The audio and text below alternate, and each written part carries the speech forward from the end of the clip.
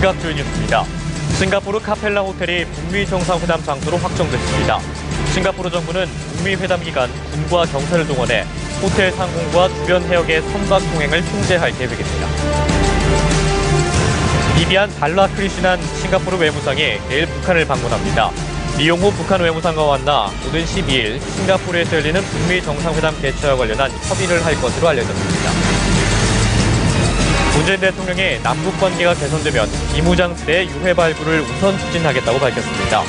미군 등 해외 참전 용사들의 유해도 함께 발굴할 수 있을 것이라고 말했습니다. 양승태 사법부의 재판거래 파문이 확산하는 가운데 내일 전국 법원장 간담회가 열립니다. 검찰 수사 의뢰 등 향후 조치의 향방을 결정할 분수령이 될 것으로 보입니다. 내일도 전국이 맑은 가운데 한여름 더위를 보이겠습니다. 대구의 낮 기온이 33도, 강릉은 32도까지 지속했고 자외선도 매우 강하겠습니다.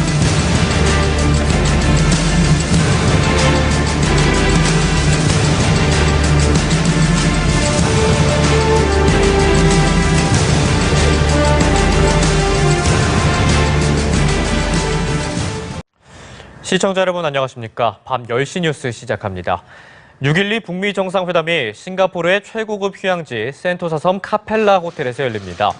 세라 허커비 샌더스 대변인은 트위터를 통해 대통령과 지도자 김정은의 싱가포르 정상회담 장소는 센토사 섬에 있는 카펠라 호텔이 될 것이라고 발표했습니다. 카펠라 호텔은 북미 간 의전 실무 회담을 진행한 미국 측 대표단이 머무른 곳으로 외부와의 접촉 차단이 용이하다는 장점이 있습니다.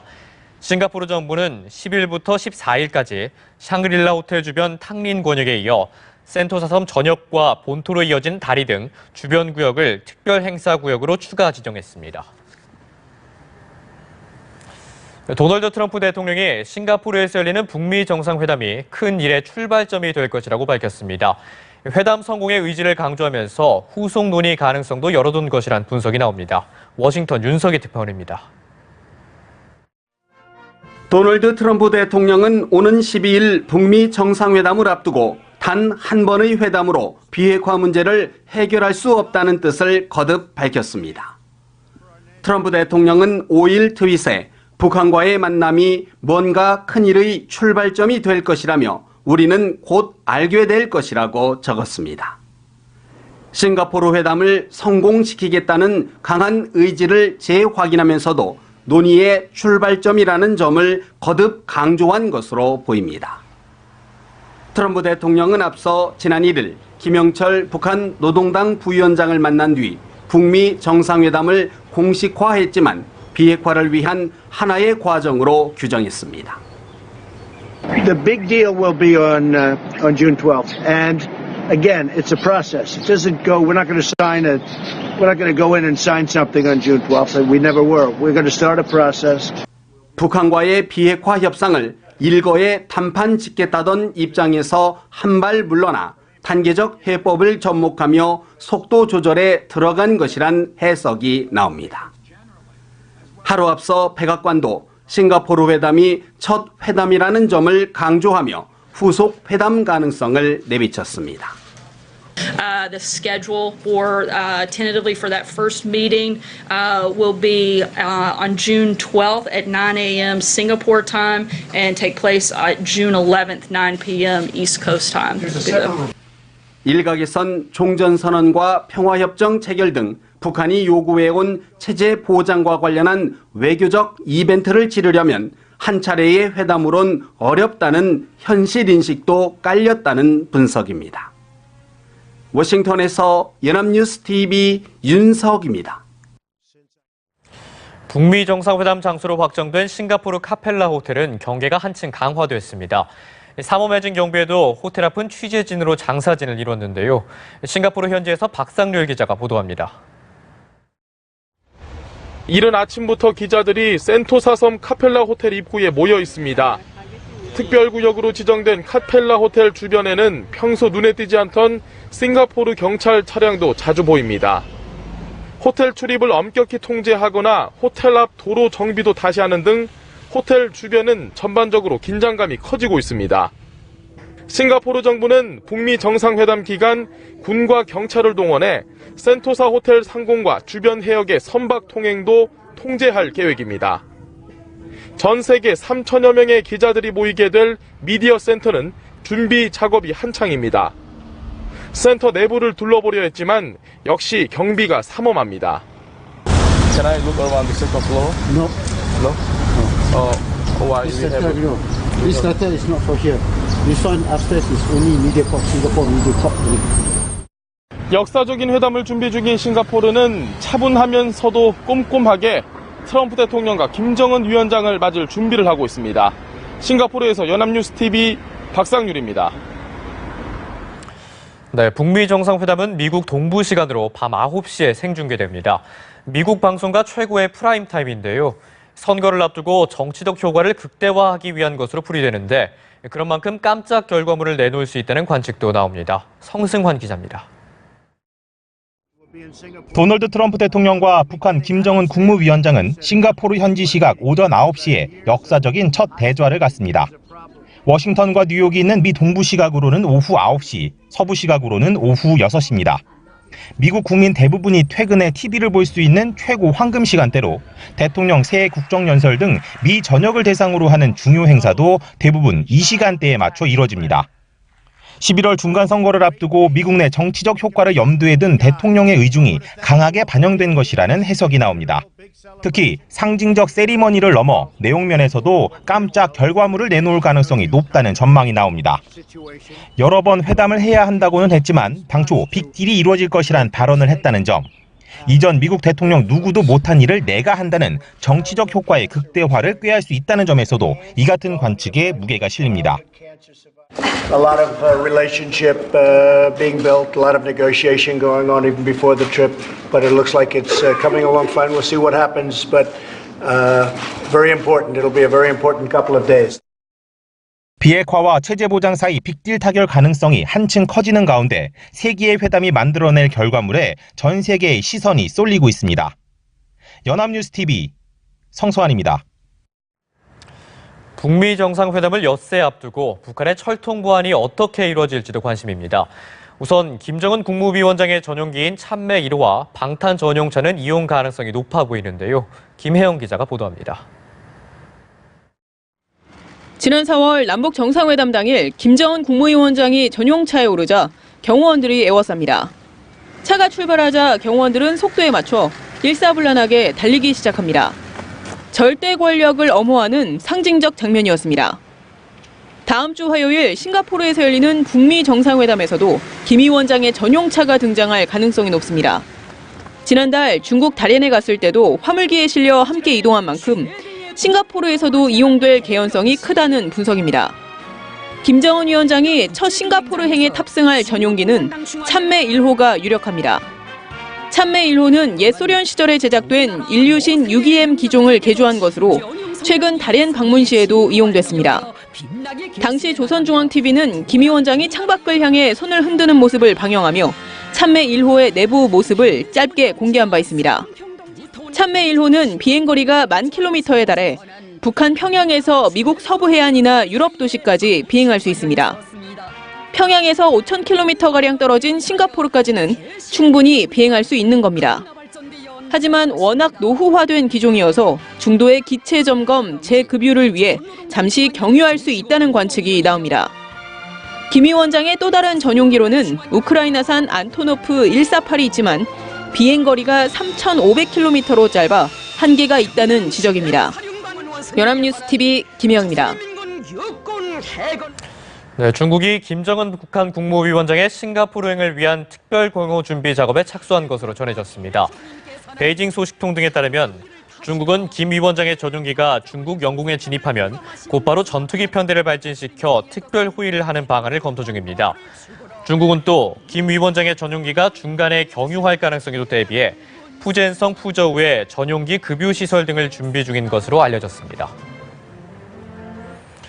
오는 8일 중국을 방문하는 블라디미르 푸틴 러시아 대통령이 북미 정상회담의 성과를 기대하면서 관련국들이 북한의 안전 보장을 제공하도록 노력해야 한다고 밝혔습니다. 중국 칭다오에서 열리는 상하이 협력기구 정상회의 참석차 오는 8일 중국을 국빈 방문하는 푸틴 대통령은 중국 언론과의 인터뷰에서 러시아도 이번 회담의 성공을 위해 최선을 다하겠다며 이런 입장을 표명했습니다. 푸틴 대통령은 특히 북한 지도부가 긴장 완화를 위해 전례 없는 조치를 취했고 이런 행동은 솔직히 자신을 놀라게 했다고 평가하며 관련국들이 북한에 대한 안전보장 문제를 위해 여러 측면에서 참여할 수 있길 희망한다고 말했습니다. 네, 아베 신조 일본 총리가 북미 정상회담을 앞두고 방미길에 올랐습니다. 아베 총리는 현지 시간 7일 미국 워싱턴에서 트럼프 대통령과 회담을 갖고 북미 정상회담 전 양국 간 대북 공조 또는 연대를 확인할 계획입니다. 특히 북한에 대해 유화 발언을 내놓고 있는 트럼프 대통령에게 최대한의 압박을 가하자고 제안할 것으로 예상됩니다. 아베 총리가 트럼프 대통령과 만나는 건 지난 4월 중순 이후 50여일 만입니다. 네, 북미 정상회담이 열릴 싱가포르에 문재인 대통령이 합류할지 여부가 아직까지도 확정되지 않았습니다. 청와대는 늦어도 일요일까지 남북미 3자 회담 여부가 결정돼야 문재인 대통령이 싱가포르에 갈 수 있다고 밝혔습니다. 고일원 기자의 단독 보도입니다. 북미 정상회담 직후에 남북미 3자 회담 개최. 북미가 비핵화에 합의하면 남북과 미국이 곧바로 종전을 선언한다는 시나리오입니다. 그러나 싱가포르에서 종전 선언이 이뤄질지 여부는 아직도 확정되지 않았습니다. 북미가 비핵화 등 핵심 의제에 대한 조율을 끝내지 않았기 때문입니다. 청와대 고위 관계자는 종전 선언에 대한 북미 간 합의가 늦어도 일요일까지는 이뤄져야 문 대통령도 싱가포르에 갈 수 있다고 말했습니다. 더 늦어질 경우 싱가포르에서 남북미 3자 회담이 물리적으로 불가능하다는 이야기입니다. 물론 북미가 비핵화라는 원칙에 합의한다면 종전선언의 시점엔 큰 의미가 없다는 것이 청와대의 설명입니다. 이 관계자는 북미 회담이 여러 차례 열릴 것이라는 도널드 트럼프 미국 대통령의 발언을 언급한 뒤 여러 차례 열린다면 굳이 싱가포르에서 종전선언을 할 필요가 없다고 말했습니다. 북미가 비핵화의 방식과 시점 등에 대해 세부적인 합의를 이룬 뒤에 종전이 선언될 수도 있다는 설명입니다. A lot of relationship being built, a lot of negotiation going on even before the trip, but it looks like it's coming along fine. We'll see what happens, but very important. It'll be a very important couple of days. Thank you very much. 트럼프 대통령은 비핵화 협상이 원활하게 진행되고 있다고 밝혔습니다. 그러나 다음 주 싱가포르에서 종전까지 선언되려면 북미 간 협상에 더욱 속도가 붙어야 할 것으로 보입니다. 연합뉴스TV 고일환입니다. 북미 판문점 협상팀이 6번째 회동을 가졌습니다. 이 시기상 북미 정상회담의 의제 조율을 마치고 사실상 합의사항을 검토하는 것 아니냐는 관측이 나옵니다. 임혜준 기자입니다. 미국 측 협상팀을 태운 차량들이 잇따라 도착합니다. 성김 주 필리핀 미국 대사를 필두로 한 협상단은 오전 9시 20분쯤 통일대교를 통과해 북측으로 넘어갔다 오후 3시쯤 남측으로 내려왔습니다. 지난달 27일 첫 협상 후 6번째 접촉을 마친 겁니다. 정상회담을 목전에 둔 시기임을 감안하면 북미는 의제에 들인 비핵화와 체제 보장을 두고 최종 조율을 벌였을 것으로 보입니다. 여기에 도널드 트럼프 미국 대통령과 김정은 북한 국무위원장이 회담 후 내놓을 합의문에 대한 얘기도 오갔을 것이란 관측도 나옵니다. 합의문에 담길 문구 조정 등 세부 쟁점인 이른바 디테일에 대한 의견도 나눴을 수 있다는 분석입니다. In the DMZ, the U.S. ambassador's delegation continues diplomatic negotiations with the North Korean delegation. Discussions have been very positive and significant progress has been made. 싱가포르 대자가 북미 정상회담의 끝이 아닌 시작이라는 신호가 잇따라 켜짐에 따라 판문점 협상팀이 정상회담 직전까지 회동을 이어갈 가능성이 커 보입니다. 연합뉴스TV 임혜준입니다. 대북 초강경파인 존 볼턴 백악관 국가안보보좌관이 북한의 비핵화 방식으로 리비아 모델을 언급한 건 북미 정상회담을 무산시키려는 의도에서 비롯된 것이라고 CNN 방송이 복수의 소식통을 인용해 보도했습니다. 지난 4월 말 미 언론과의 인터뷰에서 나온 그의 리비아 모델 발언은 북한의 강한 반발을 불러일으켰고 이는 결국 트럼프 대통령의 회담 취소 성명으로까지 이어졌습니다. CNN은 대화의 전 과정을 날려버리고자 한 볼턴 보좌관의 시도는 트럼프 대통령과 폼페이오 국무장관을 분노케 했다며 결국 볼턴은 적어도 현 시점에선 북한 이슈에서 제외돼 있다고 전했습니다.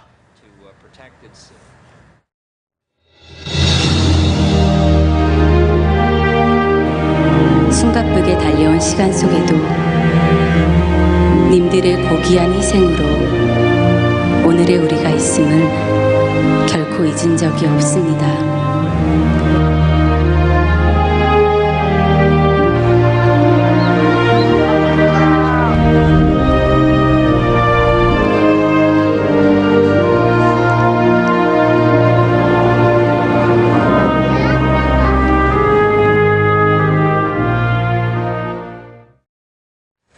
네, 문재인 대통령이 오늘 현충일 추모사를 통해 남북 관계가 개선되면 비무장지대 유해 발굴을 우선 추진하겠다고 밝혔습니다.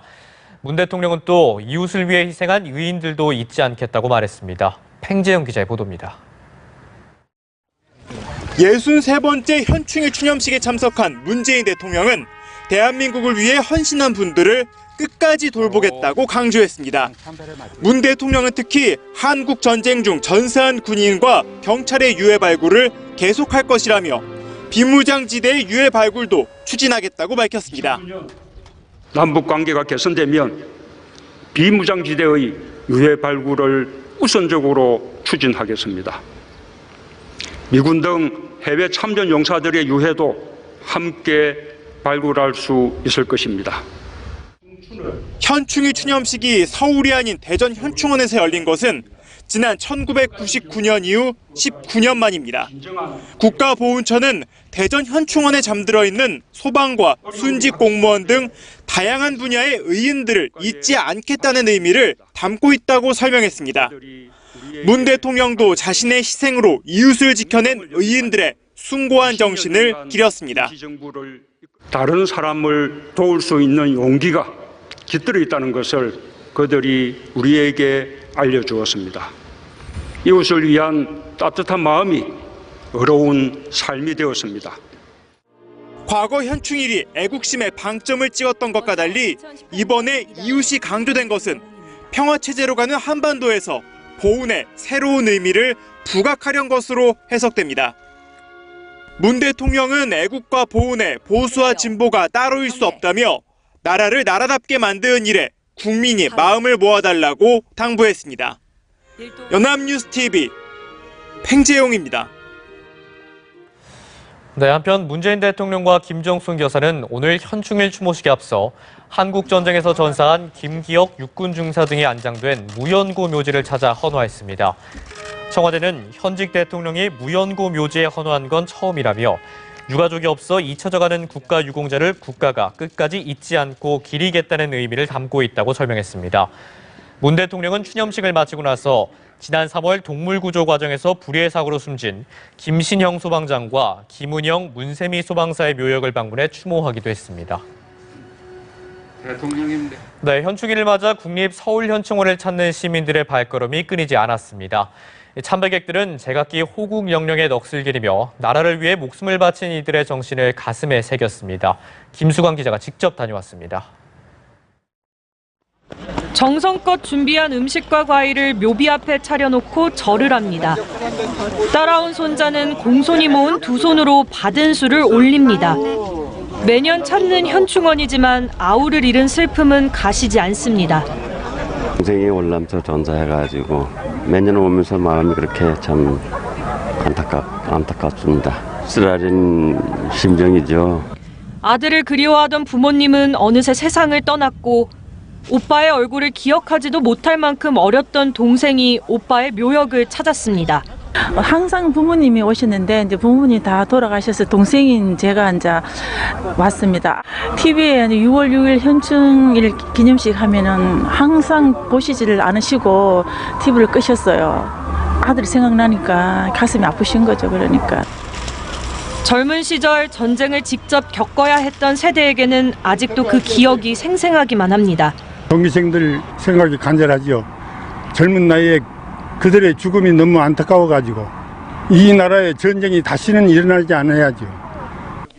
이날 국립대전현충원에서는 지난 3월 아산에서 동물 구조 중 차량 추돌 사고로 목숨을 잃은 소방관 3명의 묘비 제막식도 진행됐습니다. 같은 시각 전쟁기념관 곳곳은 아이들로 가득 찼습니다. 현충일 추념 100일장에 참가한 아이들은 도화지와 원고지를 빼곡히 채웠습니다. 현충일을 맞은 시민들은 조국을 위해 목숨을 바친 이들의 정신을 가슴 깊이 새겼습니다. 연합뉴스TV 김수강입니다. 현충일을 맞아 서울 도심 곳곳에서 보수 성향 단체들이 집회를 열었습니다. 시민단체 대한민국 수호 비상국민회의 회원들은 서울 종로 교보 빌딩 앞에서 정부의 적폐청산 기조와 대북 정책을 비판했습니다. 6.13 지방선거를 일주일 앞두고 열린 이번 집회에는 비상국민회의 창립 발기이기도 한 자유한국당 김문수 서울시장 후보, 보수 진영의 박선영 서울교육감 후보도 참석했습니다. 일파만파 애국자 총연합 등 다수의 보수 성향 단체들도 서울 동화면세점 등 도심 곳곳에서 집회를 열었습니다. 더불어민주당이 충청권 표심 공략에 박차를 가했습니다. 추미애 대표는 충절의 고장을 향해 문재인 대통령의 개혁 성공과 한반도 평화 정착을 위해 압도적 지지를 보내달라고 호소했습니다. 최지숙 기자입니다. 지방선거일에 세 군데에서 국회의원 재보궐선거가 치러지면서 비중이 더욱 커진 충청권. 더불어민주당 지도부는 중원의 바닥을 누비며 표몰이에 총력을 기울였습니다. 추미애 대표는 문재인 대통령의 중재로 성사된 북미 정상회담을 거론하며 한반도 평화 정착을 위해 표를 몰아달라고 호소했습니다.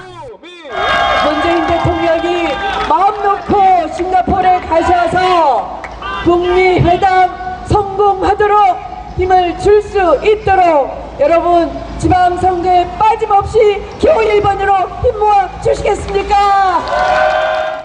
추 대표는 문 대통령처럼 자신도 사전투표를 하겠다고 밝히고 투표 동료도 잊지 않았습니다.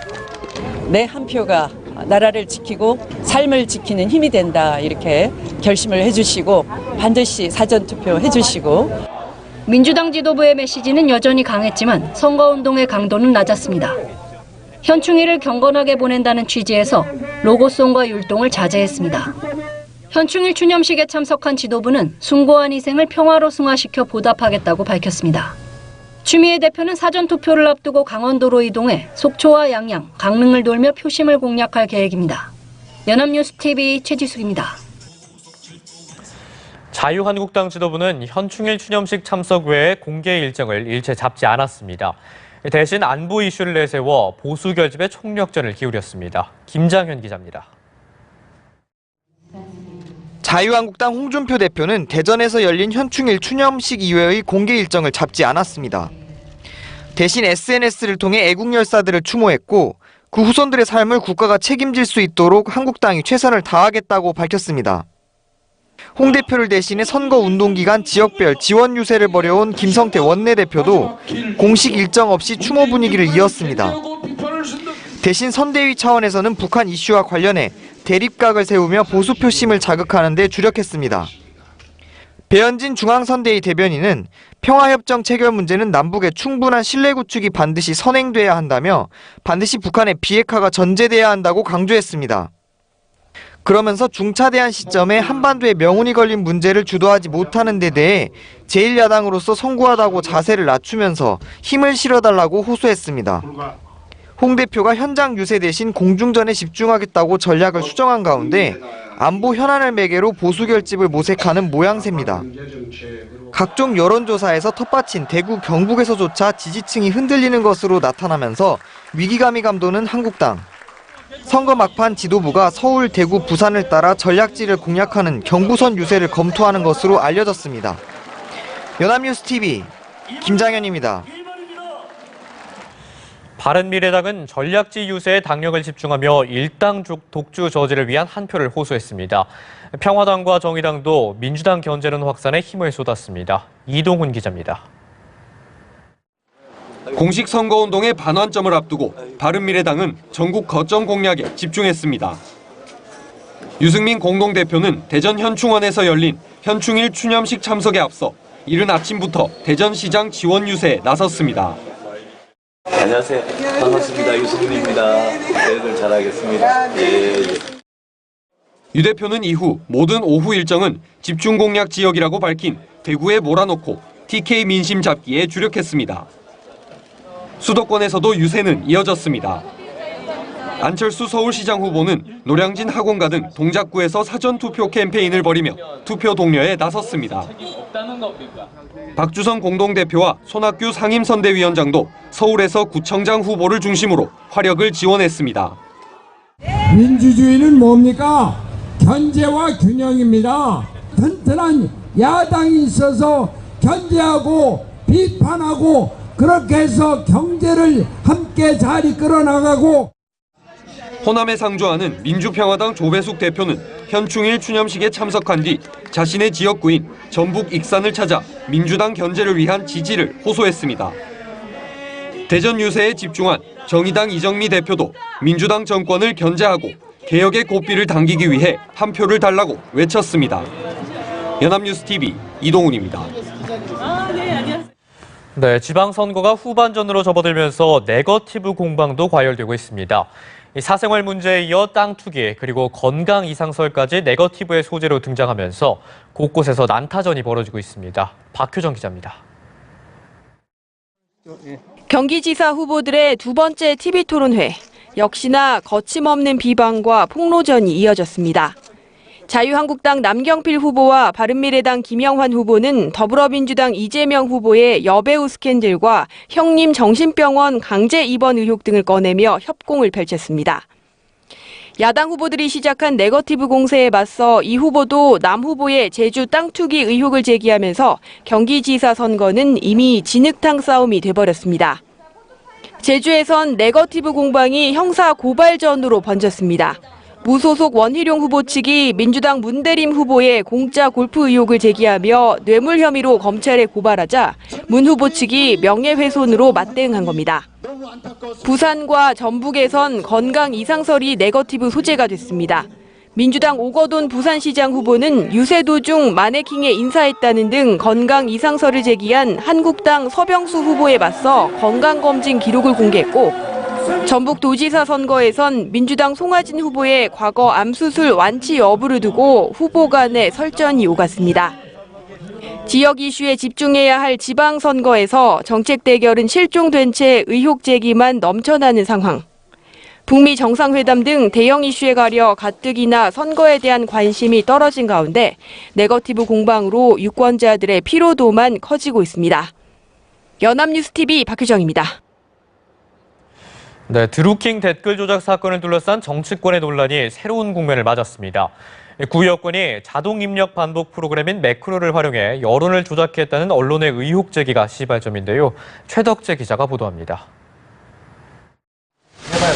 민주당원 댓글 조작 사건, 이른바 드루킹 사건으로 수세에 몰렸던 더불어민주당이 자유한국당에 대해 공세로 전환했습니다. 자유한국당 전신인 한나라당과 새누리당이 2006년부터 각종 선거 때 여론 조작을 위해 매크로를 활용했다는 의혹이 제기되자 엄정 수사를 촉구하며 반격에 나선 겁니다. 앞서 한겨레 신문은 구 여권 인사들의 증언이라며 한나라당과 새누리당이 매크로를 통해 포털에 댓글을 달고 가짜뉴스도 유포했다고 보도했습니다.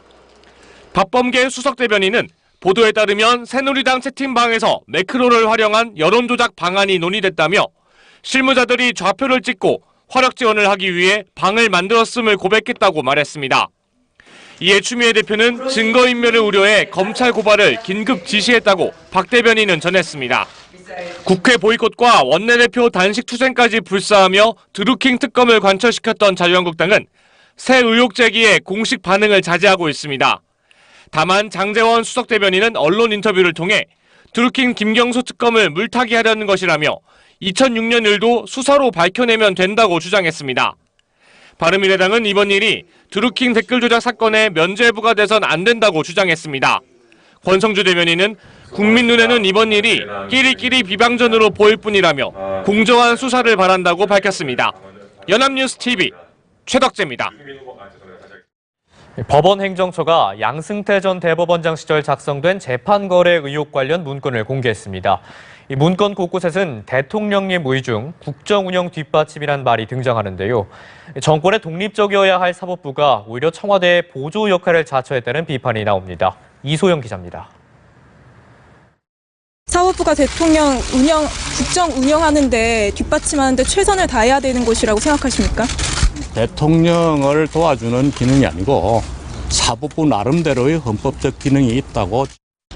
양승태 전 대법원장은 청와대와 교감하며 정권 입맛에 맞는 판결을 했다는 의혹을 강하게 부인하며 사법부의 독립성을 강조했습니다. 그러나 양 전 대법원장 시절 작성된 문건에는 사법부가 대통령의 국정 운영을 뒷받침하려 최대한 노력해왔다는 문구가 등장합니다. 과거 정권의 적폐 해소와 자유민주주의 수호, 경제 부흥을 위한 판결을 했다며 이석기 전 의원 사건과 통상임금 사건, KTX 승무원, 쌍용차 정리해고 사건에서 정부에 유리한 결론을 냈다고 강조합니다. 새롭게 공개된 VIP 보고서에서도 이런 인식은 노골적으로 드러납니다. 상고법원 판사 임명에 대통령님 의중을 최대한 반영하고 다른 대안을 택할 경우 진보 인사가 최고법원에 입성할 수 있다며 보수 정권 맞춤형 분석을 내놓기도 합니다. 상고법원 도입이 박근혜 정부의 경제구호인 창조경제 구현과 경제혁신 3개년 계획의 동력이 될 수 있다고 조언한 부분도 눈에 띕니다. 상고법원이 결국 도입되지 못한 데다 문건은 선고 이후 작성된 만큼 실제 재판 거래는 없었다는 해명을 받아들이더라도 행정부를 견제해야 할 사법부가 스스로의 역할을 포기하고 청와대 이중대를 자처했다는 비판은 피할 수 없어 보입니다. 연합뉴스TV 이소영입니다. 네, 양승태 대법원이 상고법원 도입 반대 의견을 피력하던 판사를 설득하려고 집요하게 압박한 것으로 나타났습니다. 특별조사단이 공개한 문건에 따르면 당시 법원 행정처는 내부 통신망에 상고법원 도입에 반대하는 글을 올린 차성한 판사에 대한 설득 작업을 진행했습니다. 문건에 따르면 임종헌 당시 행정처 차장은 역시 판사로 재직하고 있는 차 판사의 사촌형에게 설득을 부탁하는 방법을 시도했습니다. 차 판사가 의견을 바꾸지 않자 외부 기구가 법관 윤리 강령에 위반되지 않는지를 검토하게 하고 차 판사의 재산 관계를 뒷조사하기까지 한 것으로 드러났습니다. 네, 재판 거래 의혹에 대한 형사 조치 여부를 두고 전국 판사들이 서로 다른 목소리를 내고 있습니다. 수사가 필요하다는 의견과 법원이 나서서 고발하는 건 부적절하다는 의견이 맞서는 가운데 내일은 전국 법원장들이 모여 논의를 이어갑니다. 김보윤 기자입니다. 내일 전국 법원장들이 모여 사법행정권 남용 사태에 대한 형사 조치 여부를 논의합니다. 김 대법원장은 법원장들의 의견과 다음 주 전국 법관 대표회의의 의견을 들은 뒤 형사 조치 여부를 결정할 계획입니다. 하지만 이를 두고 법원 내부가 둘로 쪼개진 상황인 만큼 김 대법원장이 결론을 내리긴 쉽지 않을 것으로 보입니다. 이번 사태와 관련한 첫 판사회의를 열었던 의정부지법은 엄정한 수사가 필요하다며 수사론에 불을 지폈습니다. 이후 서울중앙지법 단독판사 등 상대적으로 젊은 판사들이 이와 뜻을 같이 하며 고발을 해야 한다는 쪽으로 분위기가 쏠렸습니다. 하지만 20년 이상 경력의 서울고법 부장판사들이 전국판사회의 중 처음으로 수사에 반대한다는 명백한 입장을 내놓으며 제동이 걸렸습니다. 이들은 사법부가 어떠한 형태로든 형사처벌을 요구할 경우 앞으로 관련 재판을 맡을 법관에게 압박이 돼 재판의 독립성이 침해될 수 있다고 말했습니다. 고위 법관인 법원장들도 내일 간담회에서 이와 비슷한 의견을 낼 거란 관측이 우세합니다. 법원 내부에서도 서로 다른 의견이 팽팽히 맞서고 있는 만큼 김 대법원장이 어떤 결론을 내리든 파장은 이어질 것으로 보입니다. 연합뉴스TV 김보윤입니다. 네, 만취한 운전자가 트럭으로 일가족 4명이 탄 차량을 들이받았습니다. 그런데 이게 끝이 아니었습니다. 가해자는 피해 차량을 고의로 3차례나 더 들이받은 뒤에 그대로 달아났는데요. 피해 차량에는 1살과 2살 된 아이들이 타고 있었습니다. 김경인 기자입니다. 흰색 1톤 트럭이 경적으로 울리며 달리더니 멈춰선 차량을 그대로 들이받습니다. 박을 것 같아. 피해 운전자를 무시한 채 후진하는 1톤 트럭. 앞 차량을 고의로 2차례나 들이받습니다. 피해 운전자가 필사적으로 막자 가해 차량은 더 멀리 후진합니다. 그리고 가속 페달을 힘껏 밟아 앞 차량을 더 강하게 들이받습니다. 차 안에 있던 피해 운전자의 아내와 1살 배기 등 어린 2딸은 공포에 휩싸여 혼비백산합니다.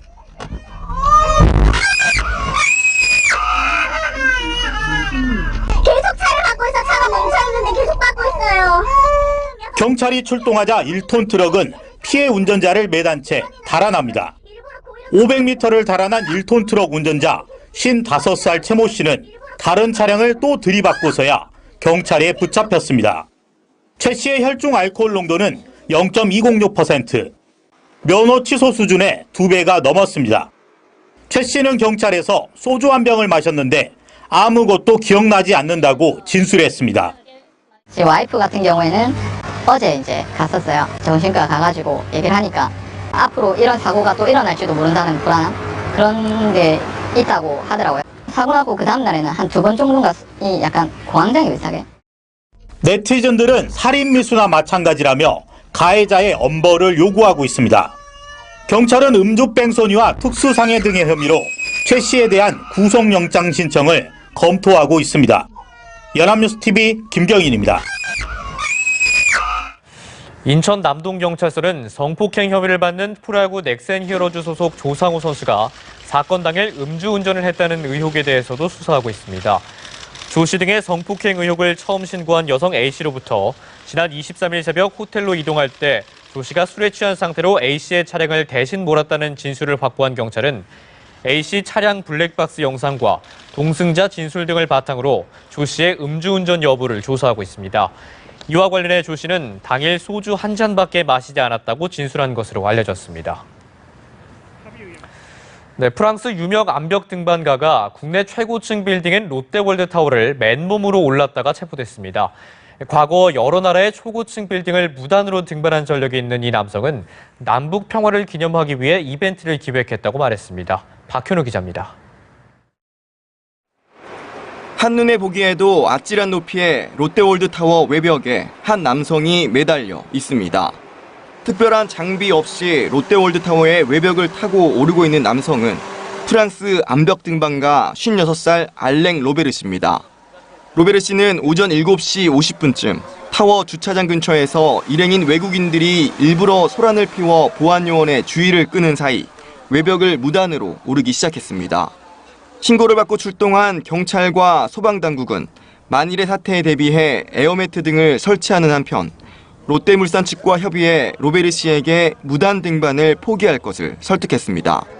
약 2시간여 뒤인 오전 10시쯤 결국 로베르시는 75층에서 등반을 포기했고 이후 건물에 설치되어 있는 곤돌라를 타고 옥상으로 이동한 뒤 업무방해 혐의로 체포됐습니다. 로베르시는 체포 직후 한반도의 역사적 사건을 기념하기 위해 등반을 계획했다고 말했습니다. Because something is happening at this point of time which is very and completely amazing and historical. It's peace in between South Korea and North Korea. 경찰은 범행 동기 등을 조사한 뒤 신병 처리 여부를 결정한다는 계획입니다. 로베르시는 시드니와 런던, 상파울루 등에서도 무단으로 초고층 빌딩을 올랐다가 체포된 적이 있습니다. 연합뉴스TV 박현우입니다. 10대 청소년이 최근 일자리 시장에서 급격하게 배제된 것으로 파악됐습니다. 통계청의 경제활동 인구조사 결과에 따르면 올해 4월 15세에서 19세 취업자는 18만 9천 명으로 1년 전보다 28.6%, 약 7만 6천 명 감소했습니다. 이는 관련 통계가 제공된 1982년 7월 이후 가장 큰 감소율입니다. 최저임금의 급격한 인상으로 자영업자 등의 인건비 부담이 일부 늘어난 가운데 다수가 아르바이트 등 불안정 노동을 하고 있는 청소년층에서 일할 기회가 줄어든 것으로 추정됩니다. 올해 크게 오른 최저임금 효과에 대한 국책연구기관의 엇갈린 분석이 오는 14일부터 시작될 내년도 최저임금 심의에 어떤 영향을 미칠지 관심사입니다. 큰 폭의 인상을 어려울 것이라는 전망과 함께 연구기관의 분석 자체에 의문을 제기하는 목소리도 나옵니다. 김태종 기자입니다. 한국개발연구원은 지난 4일 최저임금의 급속한 인상으로 득보다 실이 많아질 수 있다며 속도 조절론을 주장했습니다. 2년간 최저임금을 연 15%씩 올리면 내년에는 9만 6천 명, 2020년에는 14만 4천 명의 고용이 감소할 수 있다는 겁니다. 반면 한국노동연구원은 최근 청와대에 제공한 자료에서 최저임금 인상의 긍정적 효과에 무게를 실었습니다. 올해 1분기 근로자 가구의 개인 소득 증가율이 고소득층보다 저소득층이 높았고 고용 감소 효과가 나타나지 않았다고 했습니다. 국책연구기관의 다른 보고서를 바라보는 전문가들도 의견이 엇갈립니다. 최저임금 심의 과정에서 주체별로 아전 인수할 가능성도 있습니다. 이번 보고서의 연구 결과로 인해서 대폭 인상에 대한 고민이 정부 내에서와 최저임금위원회 내에서도 커질 것 같습니다. 이상헌 국제노동기구 고용정책국장은 KDI 보고서가 부정확하고 편의적이라고 비판하기도 했습니다. 최저임금의 영향은 진짜 모른다며 KDI가 그런 면에서 실수를 한 것 같다고 했습니다. 최저임금 산입 범위 확대로 인상 효과가 상쇄된 만큼 노동계는 올해 더 큰 폭의 인상을 요구할 것으로 보입니다. 이런 가운데 최저임금위원회는 오는 14일부터 전원회의를 열어 내년도 최저임금 인상폭을 결정하기 위한 심의에 들어갑니다. 연합뉴스TV 김태정입니다. 과테말라의 푸에고 화산 폭발로 인한 사망자가 70명을 넘고 실종자도 수백 명에 달하는 것으로 파악되고 있습니다.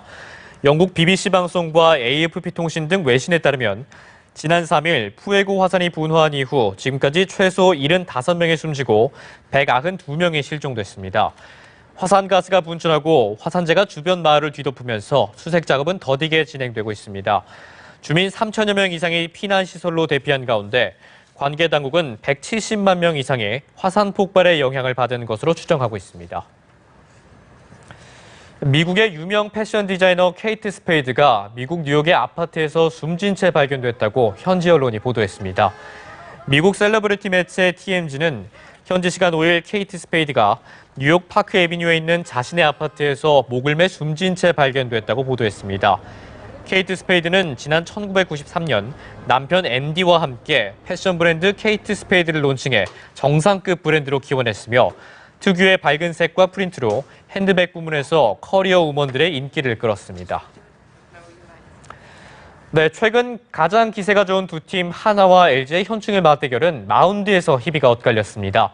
선발 투수 샘슨이 맹활약한 한화가 LG의 연승 행진을 7경기에서 막았습니다. 프로야구 소식 백기련 기자가 보도합니다.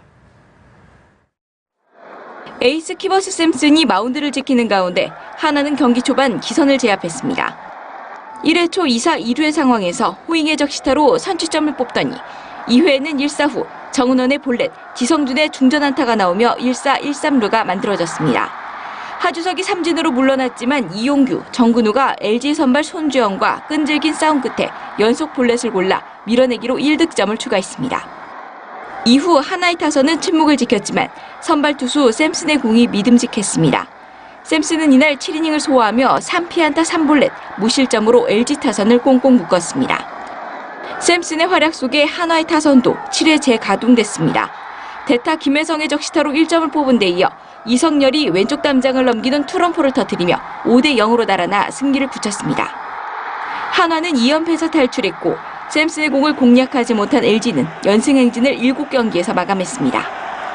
두산의 4번 타자 김재환의 방망이가 최근 뜨겁습니다.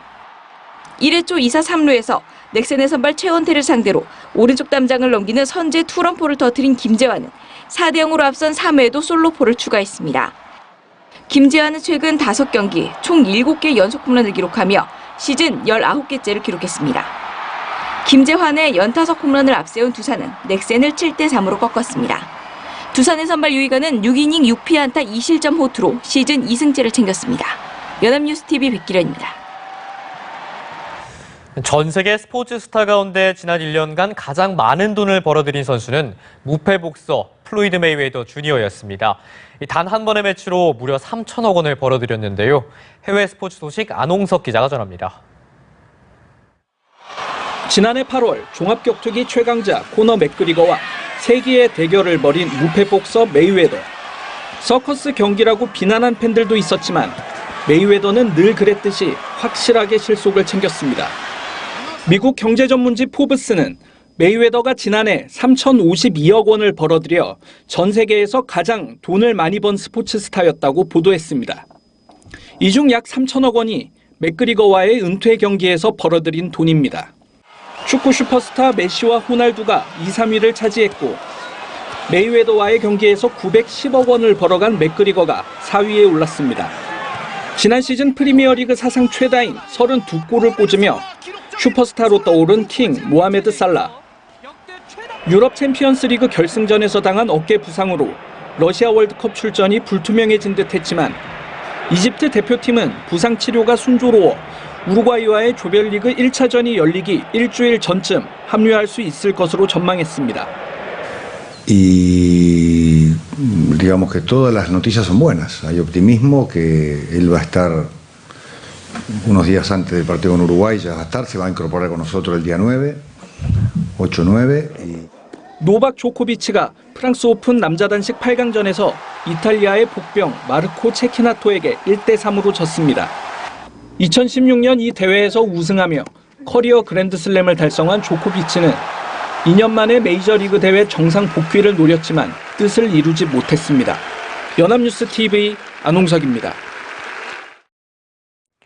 목요일 내일도 전국이 맑은 가운데 한낮에는 30도 안팎의 때이른 더위가 이어지겠습니다. 미세먼지 농도는 오전까지 중부와 영남을 중심으로 높게 나타나겠고요. 아침까지 내륙 곳곳에 안개도 짙게 껴 육안으로도 다소 답답함을 느끼실 겁니다. 호흡기 약하신 분들은 마스크를 착용하시기 바랍니다. 낮 동안에는 볕이 강하게 내리쬐면서 전국적으로 자외선 지수가 매우 높은 수준을 보이겠고요. 오존 농도도 나쁨 수준까지 오르겠습니다. 아침 최저 기온은 서울이 18도, 대구 18도, 광주가 19도로 아직 아침에는 선선한 감이 남아있겠고요. 한낮에는 서울의 기온이 28도, 전주 30도, 광주가 31도까지 올라갑니다. 특히 강릉은 32도, 대구가 33도 등 일부 강원과 영남 곳곳에는 폭염주의보가 이어지면서 최고 33도 안팎까지 올라 폭염특보 지속되겠습니다. 특보 지역에서는 탈진에 열사병 위험률이 높으니까요. 가급적이면 실내에서 보낼 수 있도록 해야겠습니다. 바다 물결은 대부분 해상에서 낮게 일겠고요. 안개가 짙게 끼겠습니다. 모레 금요일과 토요일에도 덥겠지만 구름이 끼면서 활동하기는 조금 더 수월해지겠고요. 일요일에는 전국적으로 비가 내리면서 더위가 한풀 꺾이겠습니다. 날씨 하늘이었습니다. 네, 밤 10시 뉴스 마치겠습니다. 시청해주신 여러분 고맙습니다.